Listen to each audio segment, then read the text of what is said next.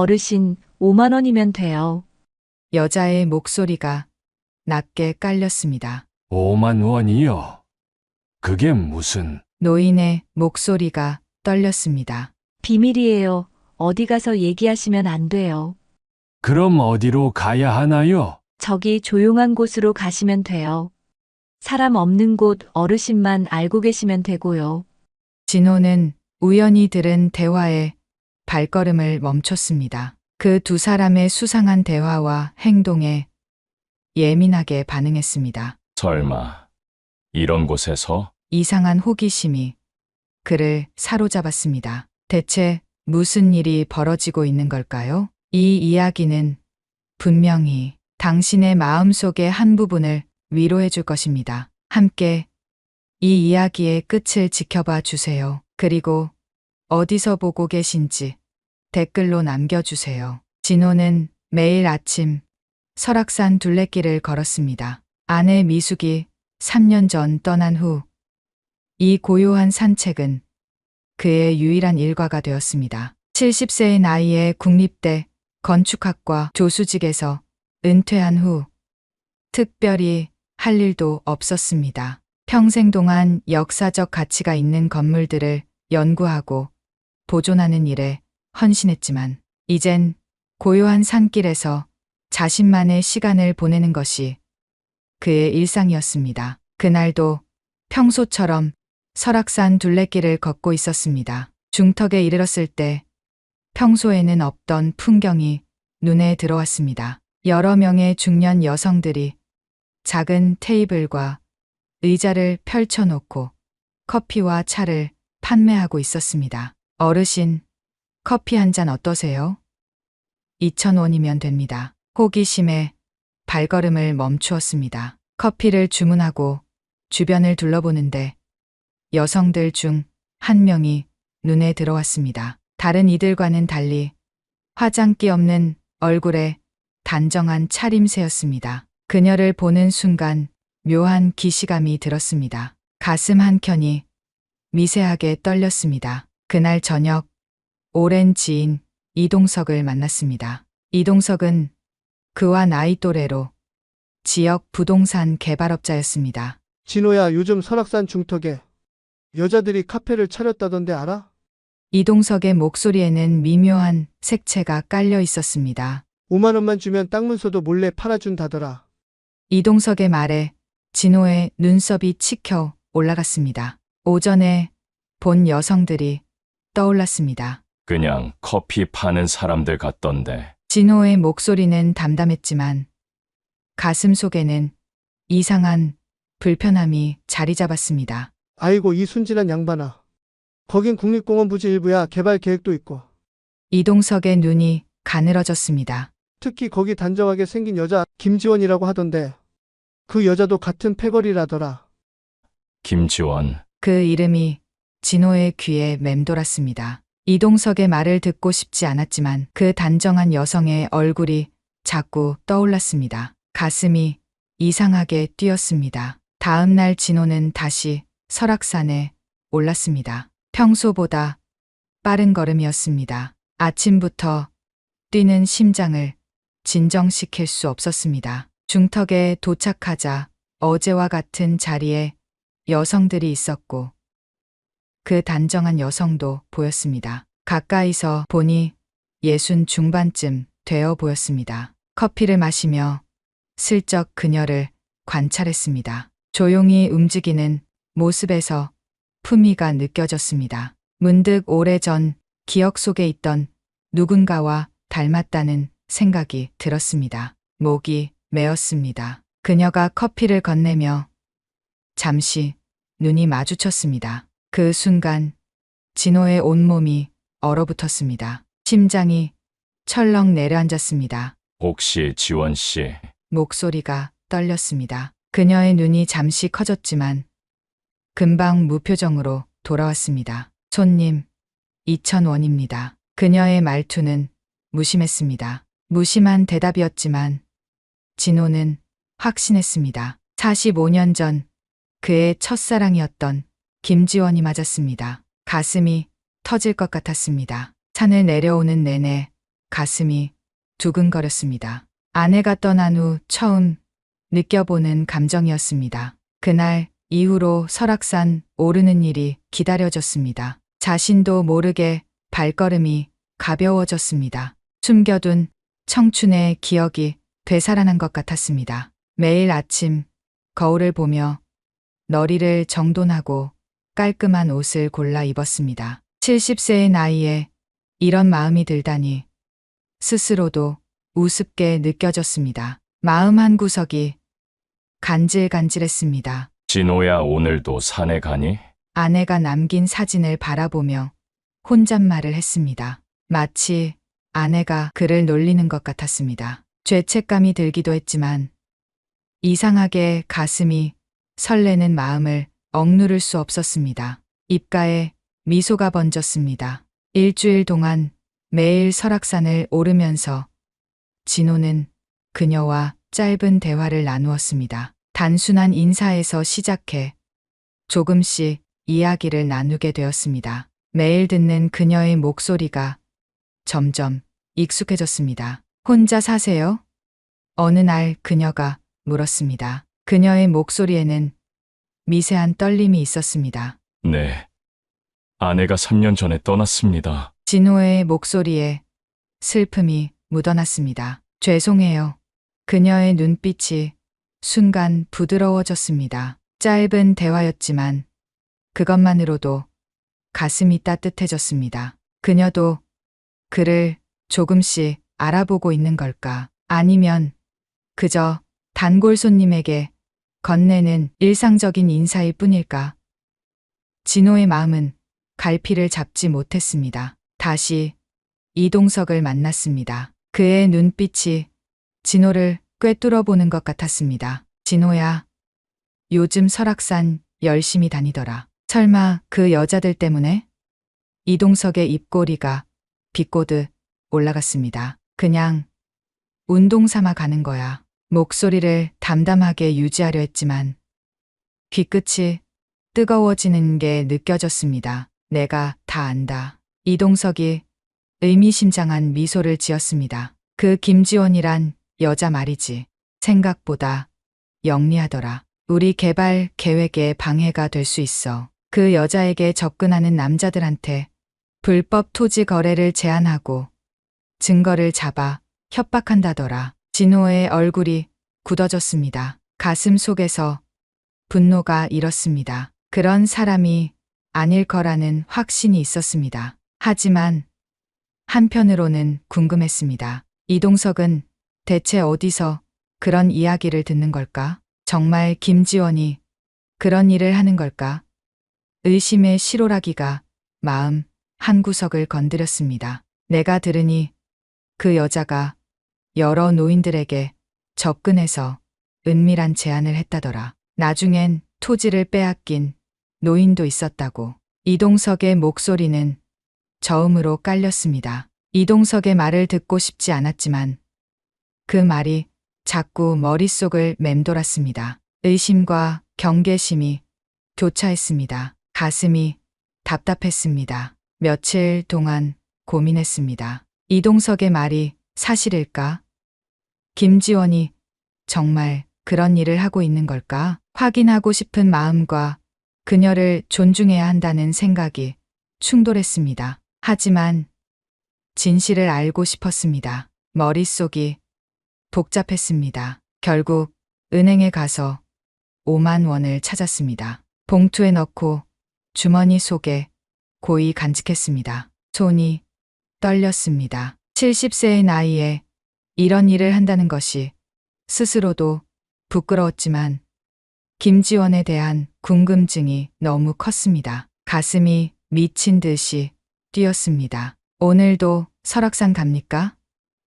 아내의 사진이 그를 바라보는 것 같았습니다. 미안한 마음이 들었지만 발걸음을 돌릴 수 없었습니다. 무언가에 홀린 듯 준비를 마쳤습니다. 미안해요, 미숙 씨.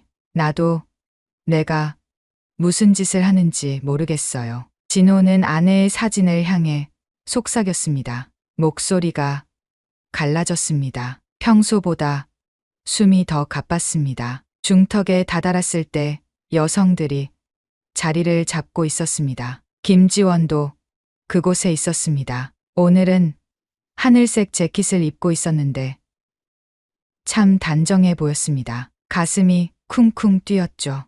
심호흡을 하고 그녀에게 다가갔습니다. 입이 바짝 말랐습니다. 커피 한 잔 주세요. 목소리를 가다듬으려 했지만 떨림이 느껴졌습니다. 김지원이 조용히 커피를 준비했습니다. 그녀의 손짓이 참 우아했습니다. 커피를 건네받으며 진호는 주머니에서 봉투를 꺼냈습니다. 손이 덜덜 떨렸습니다.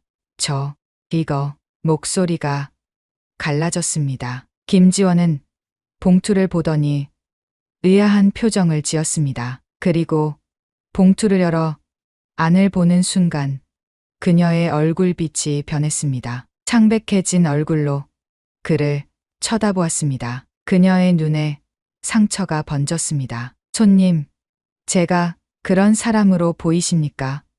그녀의 목소리가 떨렸습니다. 눈빛이 날카로워졌습니다. 주변의 시선이 그들에게 쏠렸습니다. 순간 진호의 얼굴이 화끈거렸습니다. 땅바닥에 묻히고 싶었어요. 큰 실수를 했다는 것을 깨달았습니다. 가슴이 무너져 내렸죠.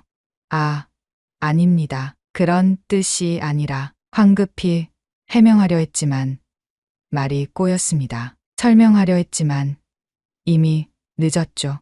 김지원은 봉투를 그에게 돌려주고 자리를 뜨려 했습니다. 다른 여성들이 수군거리기 시작했습니다. 저 할아버지 돈 주려고 했대. 아이고, 나이 먹어서 그런 짓을 다 하네. 지원 언니한테 실례했네. 수치심이 밀려왔어요. 진호의 온몸이 굳어버렸습니다. 김지원은 황급히 자리를 떠났고 진호는 그 자리에 멍하니 서 있었습니다. 몸이 굳어 움직일 수 없었습니다. 45년 전 그 맑고 순수했던 김지원을 이런 식으로 모욕한 것이 너무 부끄러웠습니다. 가슴이 찢어지는 것 같았습니다. 일주일 동안 설악산에 가지 않았어요. 김지원을 마주할 용기가 나지 않았습니다. 하지만 진심으로 사과하고 싶었죠.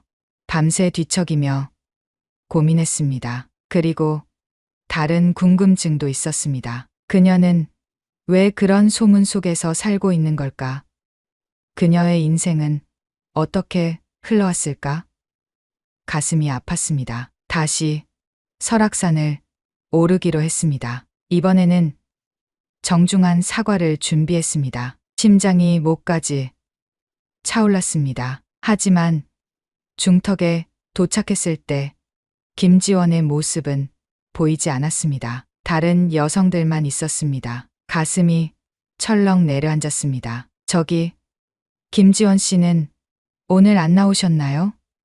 진호의 목소리가 떨렸습니다. 한 여성이 냉소적인 미소를 지으며 말했습니다. 할아버지 때문에 안 나오신대요. 창피해서요. 진호의 가슴이 무너지는 느낌이었습니다. 그가 그녀에게 깊은 상처를 준 것이 분명했습니다. 자책감이 물밀듯이 밀려왔습니다. 고개를 숙이고 산을 내려오는데 갑자기 이동석이 나타났습니다. 진호는 그를 마주치고 싶지 않았습니다. 어이, 진호. 그 여자 포기하는 게 좋을 거야. 여긴 곧 개발될 거니까. 이동석의 목소리에는 자신감이 넘쳤습니다. 무슨 소리야? 진호의 눈빛이 날카로워졌습니다. 이 일대를 관광단지로 개발할 계획이야. 나도 투자했고 그 여자들이 커피 파는 자리도 포함되지. 이동석이 의미심장한 미소를 지었습니다. 근데 그 김지원이란 여자가 방해하고 있어. 보존 가치가 있는 자연환경이라며 서명운동까지 벌이고 있다니까. 그 순간 모든 것이 명확해졌습니다. 진호의 눈이 커졌습니다. 가슴 속에서 무언가가 확 뜨거워졌습니다. 이동석이 의도적으로 김지원에 대한 소문을 퍼뜨렸던 이유가 개발 사업 때문이었습니다. 그래서 그런 소문을 퍼뜨린 거야? 내가. 진호의 목소리가 높아졌습니다. 분노가 가슴 속에서 끓어올랐습니다. 이동석은 잠시 당황하더니 어깨를 으쓱했습니다. 사업이란 게 그런 거지. 어떻게든 방해물은 제거해야지. 분노가 치밀어 올랐습니다. 진호의 주먹 저절로 꽉 쥐어졌습니다. 오랜 지인이라 생각했던 사람이 이런 짓을 하다니 배신감이 밀려왔습니다. 더 이상 그런 소문 퍼뜨리지 마. 알았지? 진호의 목소리는 단단했습니다. 이동석을 향해 처음으로 강한 어조로 말했습니다. 그는 단호하게 말하고 발걸음을 옮겼습니다. 김지원을 찾아야 했습니다. 가슴이 터질 것 같았습니다. 여러 날 동안 설악산 주변을 돌아다니며 김지원을 찾아보았지만 만날 수 없었습니다. 복지관도 찾아가 보았지만 그런 이름의 사람은 없다고 했습니다. 초조함이 밀려왔습니다. 그날도 평소처럼 설악산을 올랐습니다. 하지만 이번에는 중턱을 지나 좀 더 위쪽으로 올랐습니다. 한적한 산길을 걷고 있는데 저 멀리 익숙한 실루엣이 보였습니다. 심장이 빠르게 뛰기 시작했습니다. 숨이 막혔어요. 그녀였죠. 혼자 산길을 걷고 있었습니다. 하늘색 재킷을 입고 작은 배낭을 메고 있었습니다. 뒷모습이었지만 그녀라는 것을 단번에 알 수 있었습니다. 가슴이 쿵쿵 뛰었습니다. 조심스럽게 다가갔어요. 가까워질수록 심장 박동이 더 빨라졌죠. 그리고 몇 걸음 떨어진 거리에서 멈춰 섰습니다. 무릎이 떨렸습니다. 지원아, 45년 만에 그렇게 불러보았습니다. 첫사랑의 이름을. 목소리가 떨렸어요. 그녀의 걸음이 멈췄죠. 천천히 뒤돌아보는 그녀의 얼굴에는 놀라움이 가득했습니다. 눈이 동그래졌습니다. 진호 씨? 그녀의 목소리도 떨렸습니다. 그가 이름을 부르고 나서야 그녀도 그를 알아본 듯 했습니다. 묘한 침묵이 흘렀어요. 시간이 멈춘 것 같았죠. 오랜만이네요. 진호가 먼저 말을 건넸습니다. 목구멍이 메었습니다. 그녀는 고개를 끄덕였습니다. 네, 정말 오랜만이에요. 그녀의 눈가가 살짝 젖어 보였어요. 어색한 침묵이 다시 찾아왔습니다. 무슨 말을 해야 할지 몰랐죠. 45년이라는 세월 동안 쌓인 이야기들이 너무 많았지만 정작 입에서는 아무 말도 나오지 않았습니다. 가슴이 벅차올랐습니다. 지난번 일은 정말 죄송합니다. 오해가 있었어요. 진호의 목소리가 떨렸습니다. 땅에 꿇어앉고 싶을 만큼 부끄러웠어요. 그녀는 잠시 생각에 잠기더니 고개를 저었습니다. 눈빛이 조금 부드러워졌죠. 괜찮아요. 이제 다 지난 일이에요. 그녀의 목소리는 차분했지만 눈빛에는 여전히 경계심이 남아 있었습니다. 혹시 시간 괜찮으시면 같이 차라도 마실까요? 아니면 칼국수? 예전에 좋아하셨잖아요. 진호의 목소리에 희망이 섞였습니다. 그의 말에 지원의 얼굴에 잠시 놀라움이 스쳤습니다. 눈썹이 올라갔습니다. 아직도 기억하고 계세요? 그녀의 눈이 커졌습니다. 네, 물론이죠. 동네 칼국수집 매주 토요일마다 갔었잖아요. 진호의 입가에 미소가 번졌습니다. 그녀의 입가에 옅은 미소가 번졌습니다. 그 미소를 보니 진호의 가슴이 따뜻해졌어요. 무언가가 툭 풀어지는 느낌이었죠. 그래요. 같이 가요. 그녀의 목소리에 따뜻함이 스며들었습니다. 설악산을 내려와 근처 식당으로 향했습니다. 오래된 가게였지만 정겨운 느낌이 들었어요. 그들은 구석 자리에 앉았어요. 창가에 앉은 지원의 얼굴에 오후 햇살이 부드럽게 내려앉았죠. 어떻게 지내셨어요? 그동안? 진호가 물었어요. 목소리를 가다듬으려 했지만 여전히 떨렸습니다. 지원은 잠시 망설이더니 이야기를 시작했습니다. 그녀의 손가락이 차 잔의 테두리를 따라 천천히 움직였습니다. 별일 없이 살았어요. 결혼해서 딸 하나 낳고 남편은 12년 전에 떠났어요. 진호 씨는요? 그녀의 목소리는 담담했지만 눈빛에 깊은 슬픔이 스쳤습니다. 저도 평범하게 살았습니다. 대학에서 건축학 가르치다 퇴직하고 아내는 3년 전에 암으로 떠났어요. 진호의 목소리에 슬픔이 묻어났습니다. 이야기를 나누며 점점 어색함이 사라졌습니다. 45년이라는 세월이 무색하게 그들은 천천히 과거의 기억들을 꺼내기 시작했습니다. 시간의 벽이 한 겹씩 허물어지는 느낌이었습니다. 기억나요? 남산 꼭대기에서 서울 야경 보던 거. 진호의 눈빛이 환해졌습니다. 네. 진호 씨가 건축에 대해 열정적으로 설명하던 때였죠. 지원의 입가에 자연스러운 미소가 번졌습니다. 그들은 웃었습니다. 하지만 웃음 속에는 묘한 슬픔이 녹아 있었습니다. 지나간 시간, 놓쳐버린 기회, 각자의 삶에서 겪었을 고통들, 그 모든 것이 그들의 웃음 속에 담겨 있었습니다. 가슴이 먹먹했습니다. 왜 산에서 커피를 파시는 거예요?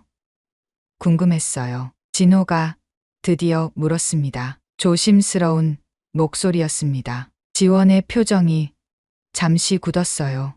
눈빛이 흐려졌습니다.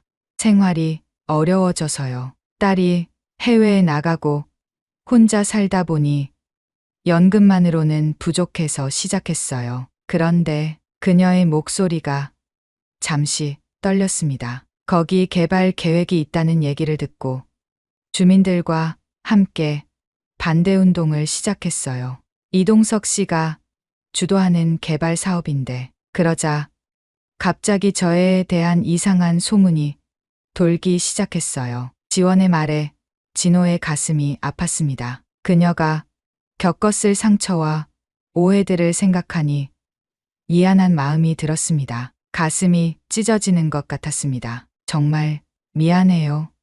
지원 씨. 저도 그런 오해를 했으니까요. 이동석이 제 오랜 지인인데 그가 그런 소문을 퍼뜨렸다는 걸 이제 알았어요. 진호의 눈빛에 진심 어린 사과가 담겼습니다. 지원은 고개를 저었습니다. 그녀의 눈에 이해의 빛이 어렸습니다. 이제 괜찮아요. 그쪽은 안 나가기로 했어요. 복지관에서 행정 일을 구했거든요. 그녀의 입가에 담담한 미소가 스쳤습니다. 제가 도울 수 있는 일이 있을까요? 진호의 목소리에 간절함이 묻어났습니다. 지원은 잠시 그를 바라보더니 고개를 저었습니다. 그냥 이렇게 만난 것만으로도 충분해요. 오래된 친구처럼 가끔 만날 수 있으면 좋겠어요. 네, 그러겠습니다. 진호의 가슴이 따뜻해졌습니다. 국수를 먹고 헤어지는 시간, 묘한 아쉬움이 남았습니다. 더 많은 이야기를 나누고 싶었지만 아직은 서로에게 낯선 사람들이었습니다. 45년 전의 추억만으로는 메울 수 없는 간극이 있었습니다. 진호의 가슴이 먹먹했습니다. 다음에 또 뵐 수 있을까요? 그가 조심스럽게 물었습니다. 심장이 쿵쿵 뛰었습니다. 지원은 잠시 생각하더니 고개를 끄덕였습니다. 그녀의 눈빛이 부드러워졌습니다. 네, 좋아요. 그녀의 목소리에 미소가 담겼습니다. 일주일 후, 진호는 지원이 일한다는 복지관을 찾았습니다. 복도를 청소하던 그녀와 눈이 마주쳤습니다. 처음에는 당황한 듯 했지만 곤옅은 미소를 지었습니다. 눈이 반짝였습니다. 또 오셨네요. 그녀의 목소리에는 의외의 반가움이 묻어 있었습니다. 네, 지원 씨. 혹시 퇴근 후에 잠시 시간 있으세요? 진호의 목소리가 떨렸습니다. 지원은 잠시 망설이더니 고개를 끄덕였습니다. 그녀의 눈빛에 기대감이 스쳤습니다. 퇴근 후 근처 공원에서 만났습니다. 벤치에 나란히 앉아 한동안 말없이 앉아 있었습니다. 무슨 말부터 해야 할지 몰랐습니다. 가을 햇살이 따뜻하게 내리쬐었습니다. 지원 씨, 진호가 깊은 숨을 내쉬었습니다. 네? 지원이 그를 바라보았습니다. 제가 그 산속 카페를 다시 열면 어떨까요? 제가 설계해서 멋진 공간으로 만들어 드릴게요. 진호의 목소리에 열정이 담겼습니다. 그의 갑작스러운 제안에 지원은 놀란 표정을 지었습니다. 그녀의 눈이 커졌습니다. 갑자기 무슨 그녀의 목소리가 떨렸습니다. 제가 건축가잖아요. 산책로 옆에 작지만 아름다운 카페를 지을 수 있어요. 진호의 눈에 빛이 돌았습니다. 이동석의 개발 계획도 제가 막아볼게요. 제 아내와 함께 역사적 건물 보존 활동을 했었거든요. 그쪽 지역은 생태적 가치가 있어 보호해야 해요. 지원은 오랫동안 아무 말도 하지 않았습니다. 그녀의 눈빛이 복잡하게 흔들렸습니다. 그리고 천천히 고개를 끄덕였습니다. 생각해 볼게요. 그녀의 목소리는 조용했지만 눈빛에는 희망의 빛이 어렸습니다. 진호의 가슴이 뜨거워졌습니다. 오랜만에 느껴보는 설렘이었습니다. 한 달 후 설악산 중턱의 작은 카페가 다시 문을 열었습니다. 이번에는 단순한 테이블이 아니라 주변 환경과 조화를 이루는 아담한 녹조 건물이었습니다. 진호가 직접 설계하고 건축을 감독했습니다. 그의 눈에는 자부심이 가득했습니다. 지원은 이 카페의 주인이 되었고 지역 주민들도 함께 참여했습니다. 이동석의 개발 계획은 환경 보존을 근거로 시민단체와 지역 주민들의 반대에 부딪혀 중단되었습니다. 승리의 기쁨이 그들을 감쌌습니다. 개업한 지 2달째 되던 날, 갑작스러운 폭우가 내렸습니다. 산사태가 나면서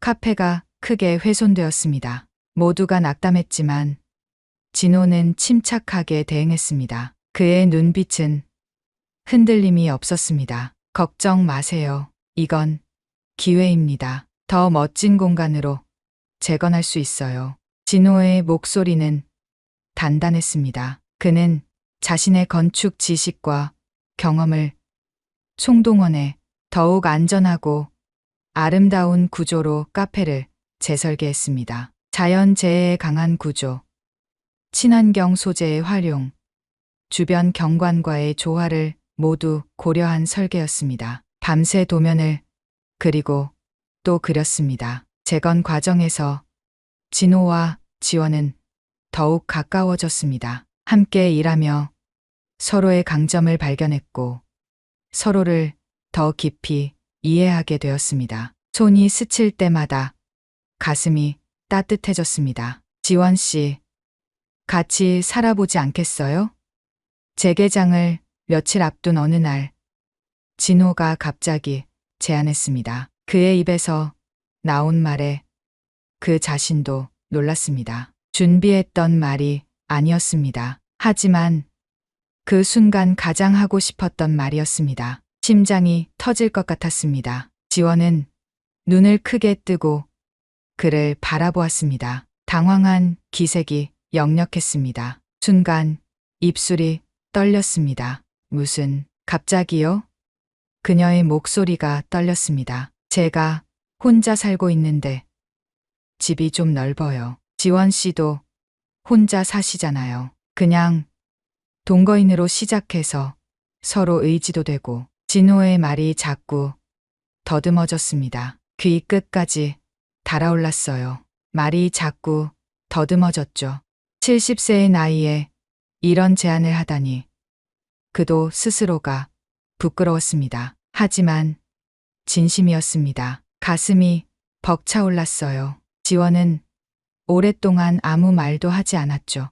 그녀의 눈빛이 복잡하게 흔들렸습니다. 그리고 천천히 고개를 끄덕였어요. 생각해 볼게요. 그녀의 목소리는 작았지만 단호했습니다. 일주일 후 지원이 진호에게 전화를 했습니다. 진호는 벨소리에 심장이 멎는 줄 알았습니다. 진호 씨, 제안 받아들이기로 했어요. 지원의 목소리는 떨렸지만 따뜻했습니다. 진호의 온몸이 전율했습니다. 가슴 속에서 뜨거운 것이 솟구쳤습니다. 그렇게 지원은 그의 집으로 이사했습니다. 작은 짐가방 하나와 옷 몇 벌이 전부였습니다. 그의 집은 아내와 함께 살던 곳이었기에 두 사람이 살기에 충분히 넓었습니다. 하지만 마음 한구석이 아릿했습니다. 처음에는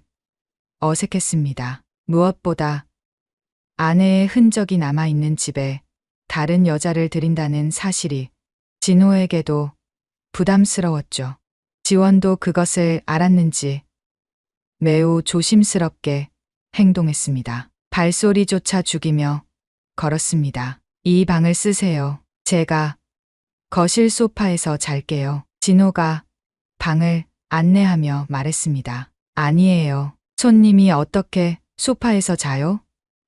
제가 소파에서 잘게요. 지원의 목소리는 다정했습니다. 결국 서로 다른 방을 쓰기로 했습니다. 하지만 밤이면 집 안에 누군가가 있다는 사실만으로도 따뜻한 기분이 들었습니다. 외로움이 한꺼풀 벗겨지는 느낌이었습니다. 아침에 일어나면 누군가를 위해 밥을 하고 저녁에 돌아오면 누군가 기다리고 있는 그 일상이 얼마나 소중한지 새삼 느꼈습니다. 진호의 가슴이 매일 따뜻했습니다. 함께 산 지 약 3개월이 되어갔습니다. 서로의 존재에 점점 익숙해졌습니다. 아침 식사를 함께하고 각자의 일을 하러 나갔다가 저녁에 다시 만나 하루 일과를 이야기했습니다. 일상의 소소한 기쁨이 차곡차곡 쌓여갔습니다. 어느 날 저녁 함께 TV를 보고 있을 때였습니다. 문득 지원의 손이 진호의 손 위에 놓였습니다. 별다른 말 없이 그냥 그렇게. 그리고 그들은 계속 TV를 보았습니다. 하지만 그 작은 접촉이 얼마나 큰 의미였는지 둘 다 알고 있었습니다. 진호의 심장이 요동쳤습니다. 진호 씨, 어느 날 저녁 지원이 불쑥 물었습니다. 그녀의 눈빛이 흔들렸습니다. 네? 진호가 TV에서 눈을 떼고 그녀를 바라보았습니다. 우리 이렇게 살아도 괜찮을까요? 지원의 목소리가 떨렸습니다. 그녀의 눈에 불안과 기대가 동시에 비쳤습니다. 진호는 고개를 끄덕였습니다. 가슴이 따뜻하게 부풀어 올랐습니다. 네, 괜찮습니다. 저는 지원 씨와 함께 있는 게 좋아요. 진호의 목소리는 단단했습니다. 그날 밤 그들은 처음으로 손을 꼭 잡은 채 잠이 들었습니다. 아직 각자의 방이었지만 마음은 점점 가까워지고 있었습니다. 두 사람의 가슴에 작은 꽃이 피어났습니다. 어느 날 진호가 제안했습니다. 그의 눈빛이 설렜습니다. 지원 씨, 오늘 쉬는 날이죠. 설악산 정상에 함께 올라보는 건 어떨까요? 지원의 눈이 잠시 흔들렸습니다. 설악산은 그들이 다시 만난 곳이지만 동시에 그녀에게 좋지 않은 기억이 있는 곳이기도 했습니다. 그녀의 입술이 살짝 떨렸습니다. 괜찮을까요? 진호가 다시 물었습니다. 그의 눈빛에 간절함이 담겼습니다. 지원은 잠시 생각하더니 고개를 끄덕였습니다. 그녀의 눈에 결심이 어렸습니다. 네, 좋아요. 이번엔 함께 정상까지 올라보고 싶어요. 그녀의 목소리에 용기가 담겼습니다. 아침 일찍 준비를 마치고 설악산으로 향했습니다. 이전에 지원이 커피를 팔던 중턱을 지나면서 그녀의 표정이 조금 어두워졌습니다. 하지만 곧 밝은 얼굴로 돌아왔습니다. 그녀의 걸음걸이가 힘차졌습니다. 옛날 생각이 나네요. 지원이 말했습니다. 그녀의 목소리에 감회가 묻어났습니다. 어떤 생각이요? 진호가 물었습니다. 이 산에 처음 왔을 때 너무 막막했어요. 어떻게 살아가야 할지 모르겠고, 딸도 멀리 있고. 지원의 목소리가 잠시 떨렸습니다. 그녀의 눈빛이 흐려졌습니다. 그녀의 말에 진호의 가슴이 아팠습니다. 그동안 그녀가 얼마나 힘든 시간을 보냈을지 상상할 수 있었습니다. 가슴이 무거워졌습니다. 하지만 이제는 달라요. 지원이 미소를 지으며 말했습니다. 그녀의 눈빛이 환해졌습니다. 진호 씨 덕분에 많이 달라졌어요. 그 말을 듣는 순간 진호의 가슴이 따뜻해졌습니다. 무언가가 툭 터지는 느낌이었습니다. 그들은 말없이 산길을 올랐습니다. 때때로 서로의 손이 스치기도 했고, 가파른 길에서는 진호가 지원의 팔을 살짝 부축하기도 했습니다. 접촉할 때마다 가슴이 설렜습니다. 정상에 가까워질수록 길은 더 가팔라졌습니다. 지원의 숨소리가 거칠어졌습니다. 진호도 70세의 나이에 정상까지 오르는 것이 쉽지 않았습니다. 무릎이 아파왔습니다. 하지만 그녀와 함께라서 힘이 났습니다. 조금만 더 가면 정상이에요. 진호가 숨을 고르며 말했습니다. 지원은 고개를 끄덕였지만 얼굴이 창백해 보였습니다. 잠시 쉬어가기로 했습니다. 바위에 앉아 물을 마시며 숨을 고르고 있는데 문득 지원이 말했습니다. 고마워요, 진호 씨. 그녀의 목소리가 떨렸습니다. 무슨 말씀이세요? 진호가 놀란 눈으로 그녀를 바라보았습니다. 그냥 모든 것이 고마워요. 다시 만나서 함께 살게 해주셔서, 이렇게 산도 함께 올라주셔서. 지원의 눈에 눈물이 고였습니다. 갑자기 울컥하는 마음이 들었습니다. 진호는 자신도 모르게 지원을 살포시 안았습니다. 서로의 체온이 느껴졌습니다. 땀에 젖은 옷을 통해 전해지는 온기가 참 따뜻했습니다. 가슴이 벅차올랐습니다. 지원 씨. 진호의 목소리가 떨렸습니다. 그렇게 잠시 서로를 안고 있다가 천천히 몸을 떼었습니다. 서로의 눈을 바라보았습니다. 45년 전에 그 눈빛과 지금의 눈빛이 겹쳐 보였습니다. 시간이 지났지만 그 속에 담긴 감정은 변하지 않은 것 같았습니다. 가슴이 따뜻하게 울렸습니다. 마지막 남은 길을 올라 드디어 정상에 도착했습니다. 눈앞에 펼쳐진 풍경이 장관이었습니다. 멀리 도시가 보이고 그 너머로 강과 산들이 이어져 있었습니다. 바람이 두 사람의 머리카락을 부드럽게 쓸었습니다. 와, 정말 아름답네요. 지원의 목소리에 감탄이 묻어났습니다. 그녀의 눈빛이 반짝였습니다. 그들은 나란히 서서 풍경을 바라보았습니다. 그리고 문득 진호의 생각이 떠올랐습니다. 그는 주머니에서 작은 상자를 꺼냈습니다. 손이 떨렸습니다. 지원 씨. 진호의 목소리가 떨렸습니다. 지원이 돌아봤습니다. 진호가 상자를 열자 작은 실버 반지가 나타났습니다. 화려하지 않은 아주 소박한 반지였습니다. 지원의 눈이 동그래졌습니다. 마음으로 아내가 되어 주시겠어요?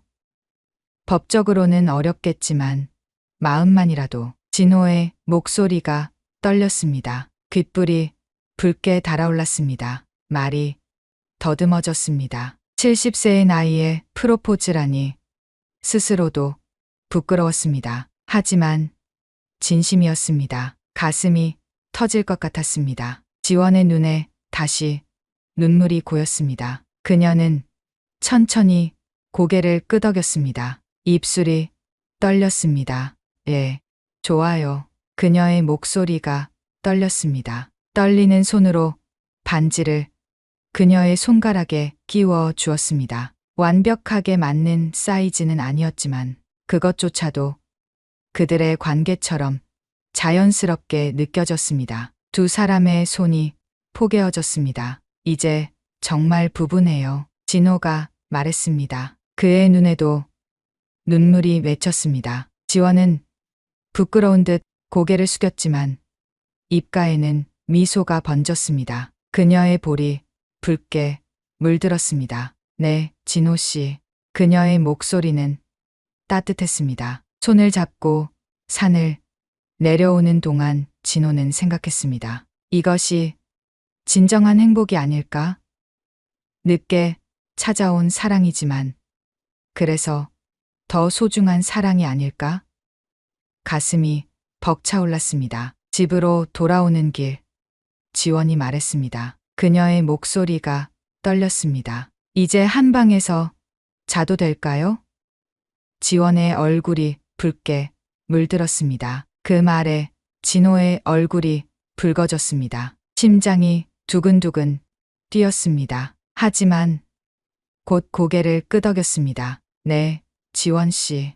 이제 우리는 부부니까요. 진호의 목소리에 행복이 묻어났습니다. 마음으로 맺어진 부부가 된 지 석 달이 지났습니다. 이제는 한 방에서 지내고 있었습니다. 각자의 나이답게 평온하고 조용한 밤을 보내지만 서로의 온기를 느끼는 것만으로도 충분히 행복했습니다. 아침에 눈을 떴을 때 옆에 누군가가 있다는 것. 그것이 얼마나 큰 위안이 되는지 몰랐습니다. 외로움이 말끔히 씻겨나갔습니다. 어느 날 아침 지원이 제안을 했습니다. 지원의 눈이 반짝였습니다. 진호 씨, 혹시 바다 보러 갈까요? 그녀의 목소리에 설렘이 묻어났습니다. 바다요?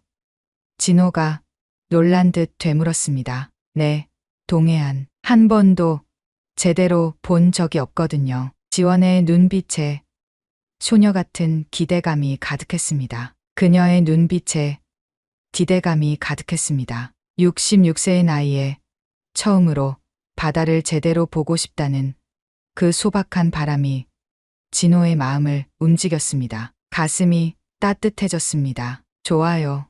다음 주말에 가요. 진호의 얼굴에 미소가 번졌습니다. 여행 준비를 하면서 그들은 마치 젊은 연인처럼 들떠 있었습니다. 지원은 여행 가방을 꼼꼼히 싸며 무엇을 챙겨야 할지 메모까지 했습니다. 진호는 그런 그녀의 모습을 보며 미소 지었습니다. 가슴이 따뜻해졌습니다. 너무 많이 챙기지 마세요. 하루 이틀 다녀오는 거니까. 진호가 장난스럽게 말했습니다. 그래도 혹시 모르잖아요. 진호 씨, 약도 챙겨야 하고. 지원의 눈빛에 따스함이 묻어났습니다. 그녀의 배려가 따뜻했습니다. 누군가 자신을 걱정해주는 이 감정이 얼마나 소중한지 아내를 잃은 후 다시 느끼게 되었습니다. 진호의 가슴이 먹먹해졌습니다. 기차를 타고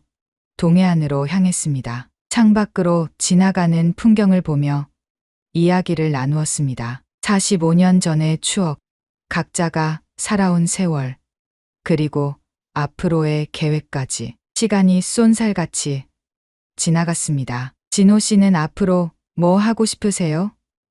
지원이 물었습니다. 그녀의 눈빛이 부드러웠습니다. 글쎄요. 지원 씨와 함께라면 특별히 뭘 하고 싶다기보다 그냥 이렇게 평온하게 지내고 싶어요. 진호의 목소리에 평화로움이 깃들었습니다. 저도요. 이제 와서 큰 욕심은 없어요. 그냥 건강하게 함께 있는 것. 그것만으로도 충분해요. 지원의 눈빛에 깊은 만족감이 어렸습니다. 서로의 손을 잡고 기차 여행을 즐겼습니다. 어느덧 강릉역에 도착했고 작은 펜션에 짐을 풀었습니다. 창문을 열자 바다가 보였습니다. 푸른 바다가 끝없이 펼쳐져 있었습니다. 와, 정말 바다네요. 지원의 목소리에 감탄이 묻어났습니다. 그녀의 눈빛이 반짝였습니다. 마치 어린아이처럼 순수한 기쁨이 느껴졌습니다. 가까이서 볼래요?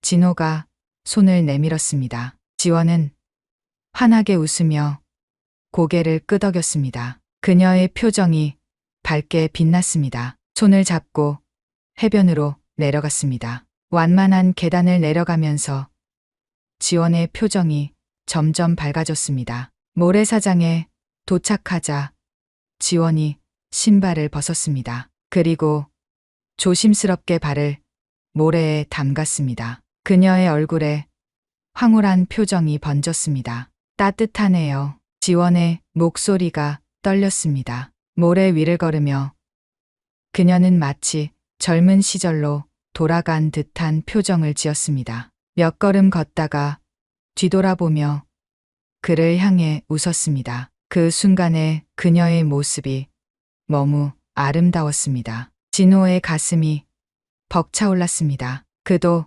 신발을 벗고 그녀의 곁에 섰습니다. 함께 모래사장을 걸으며 파도 소리를 들었습니다. 가끔 차가운 파도가 발끝을 적시기도 했지만 그마저도 즐거웠습니다. 모든 감각이 생생하게 깨어나는 느낌이었습니다. 진호 씨, 고마워요. 지원이 갑자기 말했습니다. 그녀의 목소리가 떨렸습니다. 갑자기 왜요?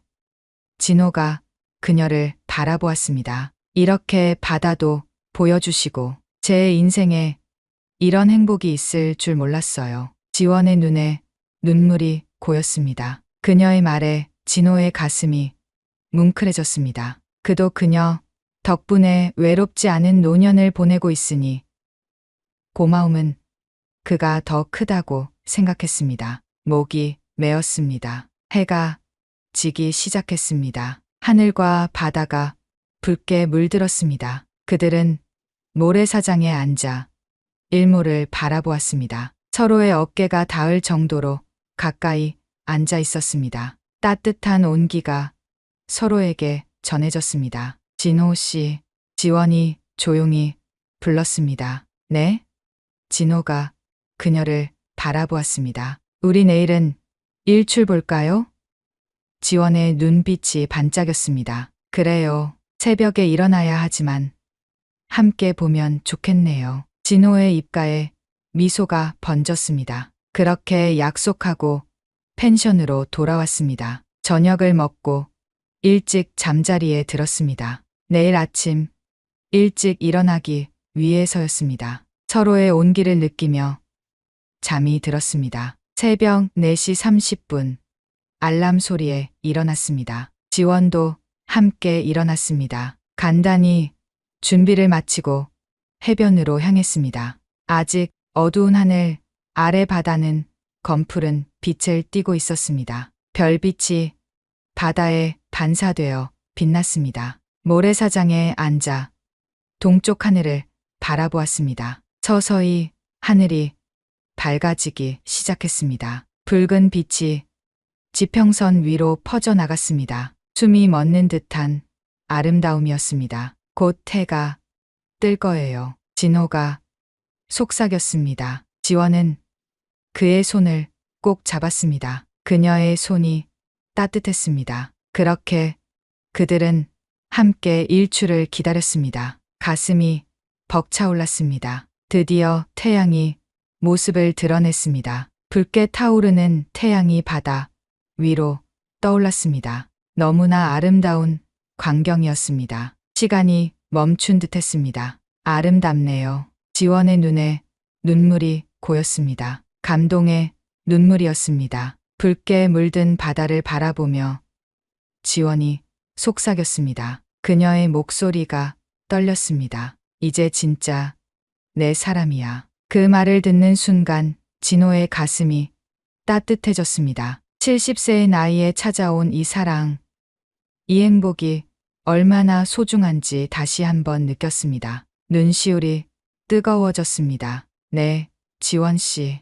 지원 씨도 이제 진짜 내 사람이에요. 진호의 목소리가 떨렸습니다. 그렇게 그들의 사랑은 시작되었습니다. 세상에서 가장 조용하고 깊은 사랑. 늦게 찾아왔지만 그래서 더욱 소중한 사랑. 45년의 세월을 넘어 다시 만난 두 사람의 가슴에 봄이 찾아왔습니다. 이제 그들에게 남은 시간이 얼마나 될지 모르지만 그 시간을 함께 걸어가기로 했습니다. 손을 잡고 서로를 의지하며 바다가 붉게 물들고 새로운 하루가 시작되었습니다. 그들의 새로운 인생도 함께 시작되었습니다. 설악산 중턱에서 만난 두 노인의 사랑 이야기.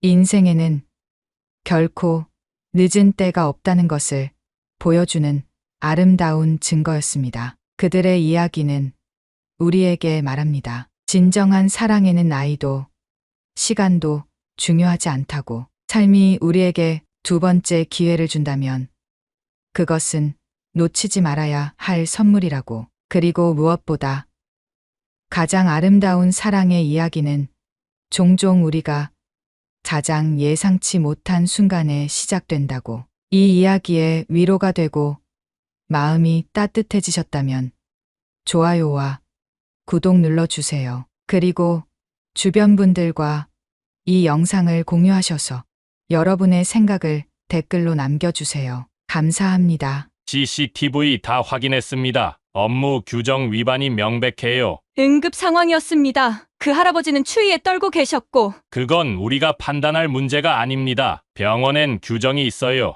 하지만 생명이 위급했어요. 은지가 목소리를 높였습니다. 순간 그녀의 눈에 눈물이 맺혔어요. 그냥 지나칠 수 없었어요. 이 과장이 코웃음을 쳤어요.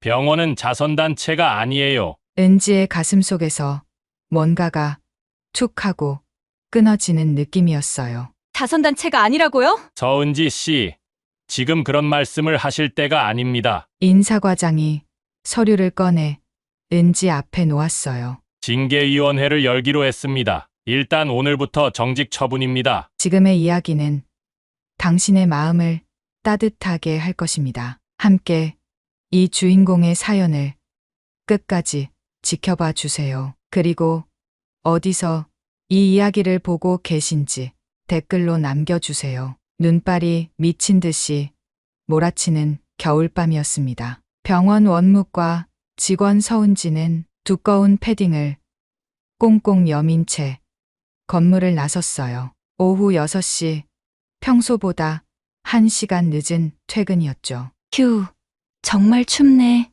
입에서 나온 하얀 입김이 차가운 공기 속으로 흩어졌습니다. 발끝이 시렸어요. 은지는 급하게 발걸음을 옮겼습니다. 병원 정문을 나서려는 순간 은지의 발걸음이 뚝 멈췄어요. 응급실 입구 옆 벤치에 누군가 쓰러져 있었습니다. 낡은 점퍼 하나로 몸을 감싼 채 웅크리고 있는 모습이 보였죠. 노숙자였습니다. 은지는 잠시 망설였어요. 지나가는 사람들은 모두 못 본 척하며 발걸음을 재촉했습니다. 그녀도 그래야 했죠. 하지만 발이 떨어지지 않았어요. 순간 마음이 움츠러들었습니다. 저 사람도 누군가의 가족이었을 텐데, 누군가의 아버지였을지도 모르는데. 아저씨, 괜찮으세요? 은지의 목소리가 떨렸어요. 차가운 날씨 때문만은 아니었죠. 노숙자는 천천히 고개를 들었습니다. 주름이 가득한 얼굴. 하지만 그의 눈빛은 놀랍도록 맑았어요. 은지는 순간 어딘가 품위가 느껴진다고 생각했습니다. 춥구나. 그의 목소리는 갈라져 있었지만 또렷했어요. 은지는 주위를 둘러보았습니다. 응급실 입구까지는 불과 몇 미터. 하지만 그는 이미 의식이 흐릿해 보였죠. 은지의 마음속에서 뭔가가 툭 하고 끊어졌습니다. 그녀는 곧바로 응급실로 뛰어들어갔어요. 저기요. 밖에 환자가 쓰러져 있어요. 간호사들이 서둘러 움직였습니다. 곧 들것이 나왔고 노숙자는 응급실로 옮겨졌죠. 은지는 그 모습을 지켜보며 안도의 한숨을 내쉬었어요. 하지만 문제는 그 다음이었습니다. 보호자분이신가요? 원무과 직원이 다가왔어요. 은지는 고개를 저었습니다. 아니요. 그냥 밖에 쓰러져 있어서요. 보험증이나 신분증이 있나요? 응급실 간호사가 확인한 결과 그에게는 아무런 신분증이 없었습니다. 보험도 없었죠. 선불로 50만 원 정도 필요한데요. 응급 처치 비용이에요. 은지의 가슴이 철렁 내려앉았습니다. 50만 원, 적은 돈은 아니었어요. 이번 달 월급에서 어머니 기일 제사 비용을 빼면 얼마 남지도 않았죠. 하지만 은지는 지갑을 꺼냈습니다. 카드를 내밀며 말했어요. 제가 낼게요. 아니, 왜 모르는 사람 치료비를. 동료 직원이 놀란 듯 물었지만 은지는 이미 결정했습니다. 어머니가 늘 말씀하셨던 게 떠올랐어요. 은지야, 어려운 사람을 보면 못 본 척하지 마라. 내가 베푼 작은 친절이 누군가에게는 생명줄이 될 수도 있단다. 은지는 가방에서 낡은 지갑을 꺼냈어요. 그 안에는 어머니의 유품이 들어 있었죠. 바로 오래된 병원 직원증이었습니다. 이서연이라는 이름과 정현우라는 서명이 희미하게 보였어요. 은지는 그 직원증을 보며 이 병원에 지원했습니다. 어머니가 일했던 곳에서 일하고 싶었거든요. 비록 어머니는 은지가 태어난 직후 병원을 그만두셨지만 이곳에는 어머니의 흔적이 남아있을 거라 믿었습니다. 아버지에 대해서는 아무것도 몰랐어요. 어머니는 좋은 사람이었다는 말만 남기고 세상을 떠나셨죠. 은지 씨, 정말 괜찮아요? 동료의 목소리에 은지는 현실로 돌아왔습니다. 그녀는 고개를 끄덕였어요. 네, 괜찮아요. 어차피 이번 달은 아껴 쓰려고 했으니까요. 거짓말이었습니다. 하지만 은지는 웃으며 말했죠. 응급실에서는 의료진이 분주히 움직이고 있었어요. 노숙자는 이제 안정을 찾은 듯했습니다. 은지는 유리창 너머로 그를 바라보았어요. 이름이 뭐예요? 간호사가 차트를 들고 물었습니다. 정태수예요. 노숙자가 힘겹게 대답했어요. 은지는 그 이름을 마음속에 새겼습니다. 정태수, 왠지 평범하지 않은 이름 같았어요. 나이는요? 73. 은지의 가슴이 아렸습니다. 할아버지 나이였어요. 추운 겨울밤 거리에서 살기엔 너무 나이가 많았죠. 보호자 연락처는요? 정태수는 고개를 저었습니다. 아무도 없다는 듯이요. 은지는 조용히 뒤돌아섰어요. 더 이상 지켜볼 수 없었습니다. 치료비는 냈으니 이제 갈 때가 됐죠. 하지만 발걸음이 떨어지지 않았어요. 은지가 간호사에게 다가갔습니다. 혹시 제 번호 남겨도 될까요? 상태가 어떤지 알고 싶어서요. 간호사는 고개를 끄덕였어요. 은지는 연락처를 적어주고 병원을 나섰습니다. 밖은 여전히 눈보라가 몰아치고 있었어요. 하지만 은지의 마음은 이상하게 따뜻했습니다. 누군가를 도왔다는 뿌듯함이었을까요? 집으로 가는 버스 안에서 은지는 어머니의 직원증을 다시 꺼내 보았어요. 엄마, 제가 오늘 좋은 일 했어요. 엄마라면 분명 그러셨을 거예요. 은지는 작게 미소 지었습니다. 하지만 그녀는 몰랐어요. 오늘의 작은 선행이 자신의 인생을 완전히 바꿔 놓을 거라는 걸. 그리고 정태수라는 노숙자가 단순한 사람이 아니라는 것도요. 다음 날 아침이 밝았습니다. 은지는 평소처럼 출근했어요. 하지만 원무과 사무실 분위기가 심상치 않았죠. 서은지 씨, 이 과장의 차가운 목소리가 들렸습니다. 네, 과장님. 어젯밤에 무슨 일이 있었죠? 은지의 심장이 빠르게 뛰기 시작했어요. 설마 어제 일을 알게 된 걸까요? 개인 카드로 환자 치료비를 대납했다고요? 이 과장의 표정이 굳어 있었습니다. 은지는 당황했지만 침착하게 대답했어요. 네, 맞습니다. 응급 상황이었고 환자분이 신분증이 없어서 그게 우리 규정에 어긋난다는 걸 모르시나요? 이 과장의 목소리가 날카로워졌어요. 은지는 입술을 깨물었습니다. 알고 있습니다. 하지만 생명이 위급한 상황에서 규정은 규정입니다. 개인이 함부로 판단할 문제가 아니에요. 은지의 마음속에서 뭔가가 부글부글 끓어올랐어요. 하지만 꾹 참았습니다. 죄송합니다. 이 건은 인사위원회에 보고하겠습니다. 일단 자리로 돌아가세요. 은지는 고개를 숙이고 자리로 돌아갔어요. 동료들의 시선이 따가웠습니다. 하지만 후회는 없었어요. 다시 그런 상황이 와도 똑같이 했을 거예요. 오후가 되자 인사과에서 연락이 왔습니다. 서은지 씨, 잠시 면담 좀 하시죠. 은지는 무거운 발걸음으로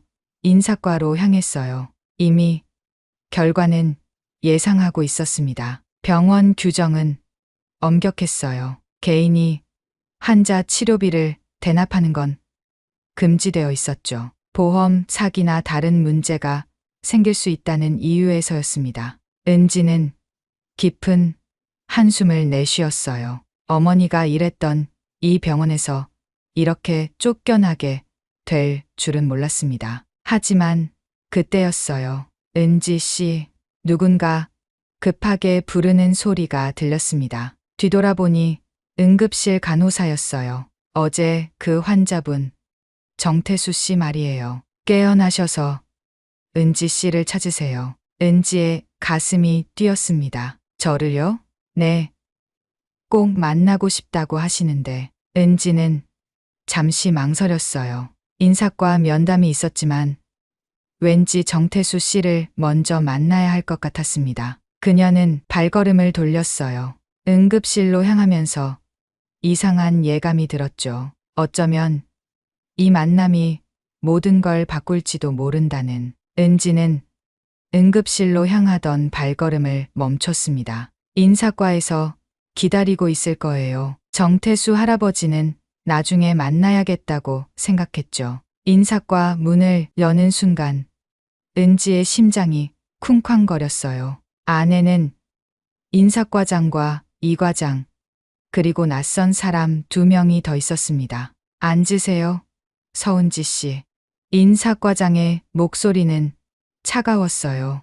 은지는 조심스럽게 의자에 앉았습니다. 어제 밤 일에 대해 들었습니다. 인사과장이 서류를 넘기며 말했어요. 개인 비용으로 신원 불명의 환자 치료비를 대납했다고요? 네, 맞습니다. 은지의 목소리는 떨리지 않았어요. 오히려 담담했죠. 이유가 뭡니까? 이 과장이 끼어들었습니다. 그의 얼굴에는 승리감이 어려 있었어요. CCTV 다 확인했습니다. 업무 규정 위반이 명백해요. 은지는 깊게 숨을 들이마셨어요. 그녀의 가슴속에서 뭔가가 부글부글 끓어올랐습니다. 응급 상황이었습니다. 그 할아버지는 추위에 떨고 계셨고 그건 우리가 판단할 문제가 아닙니다. 이 과장이 날카롭게 말을 잘랐어요. 병원엔 규정이 있어요. 개인이 함부로 환자 치료비를 대납하면 안 됩니다. 은지는 입술을 깨물었어요. 하고 싶은 말이 많았지만 꾹 참았습니다. 보험 사기에 연루될 수도 있고 병원 재정 관리에도 문제가 생깁니다. 인사과장이 덧붙였어요. 그의 표정은 무표정했지만 이미 결정은 내려진 듯했죠. 하지만 생명이 위급했어요. 은지가 목소리를 높였습니다. 순간 그녀의 눈에